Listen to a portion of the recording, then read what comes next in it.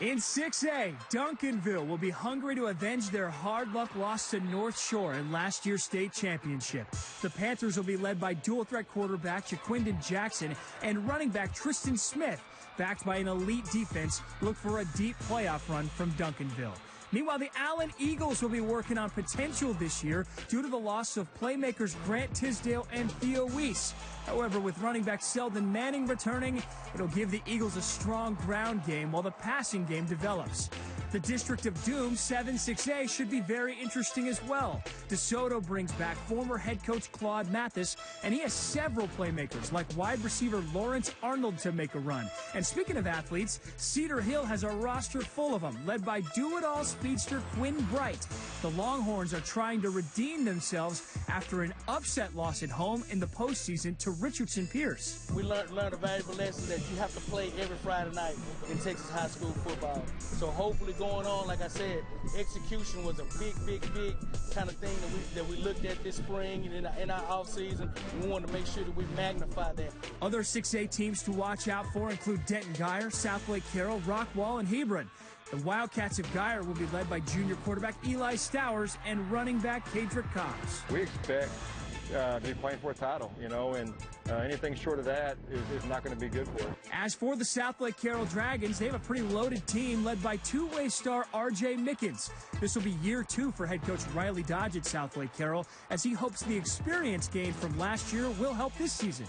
Yeah, I said it a million times, I got a great staff. We finally got our feet underneath us a little bit, got a lay of the land with this program and the school district, and the kids are really bought in. If you're looking for a possible sleeper, how about the Hebron Hawks? Sure, they graduated their stud wide receiver Trajan Bridges, but Coach Brian Brazel thinks his defense could be one of the best in the area. Right now, we really like our guys up front for our linebackers. We thought we got 4 really good linebackers from Clancy and Will White, and then we have Nori and Rutherford inside. So we feel like we got really strong inside and outside linebackers. Rockwall is always an offensive juggernaut, and that should continue in 2019.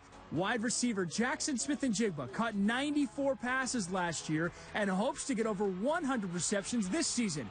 But the senior has been more impressed with the Yellow Jacket defense. Well, our offense is going to put up big numbers every week, but I think our defense is a lot scrappier.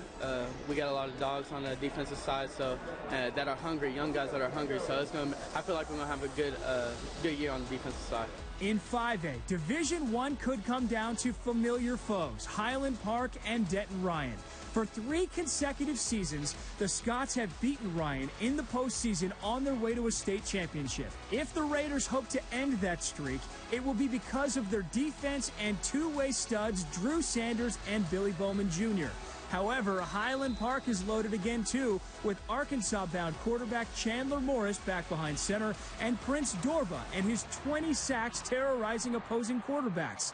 A team that could throw a wrench in the works is Frisco Lone Star, as the Rangers bring in a new quarterback to toss it around to dynamic wide receiver Marvin Mims. When you have kids like Marvin Mims and the other skilled kids we have, it gives a comfort level because you can throw the ball to Marvin for 5 yards and he's going to turn it into 85 yards. He's a phenomenal player, one of the most talented kids I've ever been around. In 5A Division II, Tim Buchanan returns as the Aledo head football coach after 5 years as the athletic director. Buchanan decided he missed coaching just too much, and he switched places with former head coach Steve Wood. It's exciting this year because we've got to replace nearly the entire defense. Got to replace the entire offensive line. A lot of things to make this team better and get them back to where the Bearcats are used to being. And the Bearcats will be looking for their 9th state title all-time and are the favorites behind quarterback Jake Bishop, running back Jace McClellan, and wide receiver JoJo Earl. Meanwhile, Aledo's biggest competition out of the area Division II teams should come from Frisco Reedy, who lost to the Bearcats in last year's regional final. Whether the run game's going to be our strength or throwing the ball in the air, our defense is back. I feel really good about the core we have coming back. So, just get them to be consistent offensively, and we'll see where we lie.